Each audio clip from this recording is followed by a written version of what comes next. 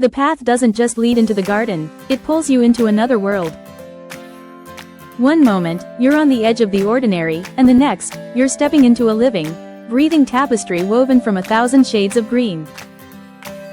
The air itself changes, thick with the scent of damp earth and the gentle, constant music of water flowing over stone. This isn't merely a collection of plants, it's a landscape dreamed into existence, a private sanctuary that feels both impossibly vast and intimately cozy. To walk here is to understand that true magic isn't found, but grown, cultivated by hands that understand the secret language of the earth. This is the story of a 14-year labor of love, a place where every single leaf tells a part of a grander, more beautiful story. This world began not with a flower, but with a pond. 14 years ago, the first transformation took root. The land had elevation, a natural canvas, and with the help of a visionary named Brian and the rumble of dump trucks carrying what Peggy calls monster rocks, the water began its journey. The pond was the heart, and everything else, every pathway, every island of color, every whispering grove, built outward from that central, life-giving pulse. The rocks weren't just placed, they were orchestrated, each one a permanent note in the garden's silent symphony. What started as a single water feature soon gave rise to a meandering stream and, later, a separate, mesmerizing pondless waterfall, each element adding a new layer of sound and movement to the chorus. To move through this space is to surrender any sense of hurry. The eye is caught at every turn, not by a single specimen, but by breathtaking drifts of texture. Great sweeps of ferns create a soft, feathery understory beneath the paperbark birch, its peeling bark a sculpture in itself. Hostas of every conceivable size and hue, from the giant, heart-shaped leaves of Empress Wu, to the delicate, variegated patterns of others, form lush, generous colonies.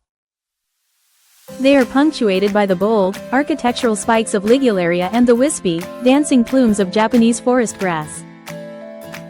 This is a masterclass in tonal gardening, where chartreuse, lime, emerald, and deep jade play off one another, creating a depth and richness that feels more like a natural woodland than a designed space.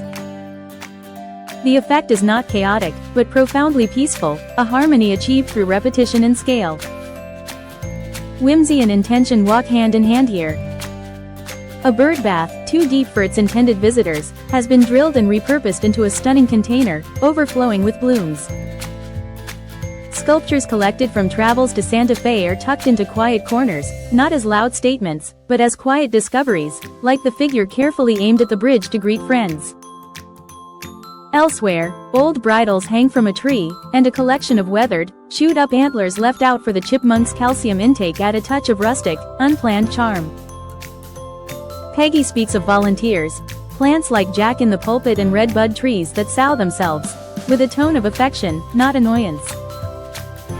I like the whimsy of that, she says, allowing the garden its own voice, its own spontaneous creations. This acceptance of nature's own design is what makes the space feel truly alive. The genius of the garden's layout reveals itself in the creation of intimate rooms and hidden vignettes. A small table nestled by the main pond is designated the happy hour spot, a perfect perch to watch the light dance on the water.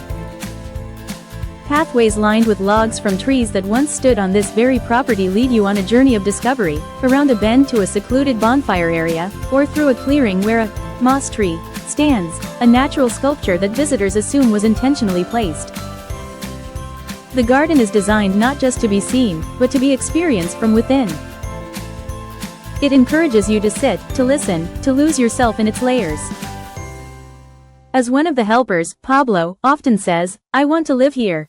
It's a sentiment that echoes in the silent wish of every visitor who steps into this enveloping green embrace. A garden of this magnitude is not a static painting but a dynamic, evolving entity. Peggy and her team, including Pablo who works 3 days a week, are in a constant, gentle negotiation with the land. They battle invasive ferns and tiny, bird-sown buckthorn seedlings. They adapt to the changing light as trees mature, moving sun-loving plants like daylilies and oakleaf hydrangeas to new, brighter clearings. A microburst that took out 8 oak trees years ago was a tragedy that opened up new possibilities, allowing for the planting of aspens in a new sun-drenched island. The garden breathes, grows, and changes with the seasons and the years. It is a testament to the fact that a gardener's work is never truly done, it simply evolves into new forms. The final, overwhelming impression is one of profound connection. This is not a garden meant for a quick glance from a window, it is a world to be immersed in. From the highest vantage point, looking down over the interconnected islands of foliage, the ravine, and the artfully placed stones that give structure in the winter months, the full scope of the vision becomes clear. It is a legacy woven into the very soil.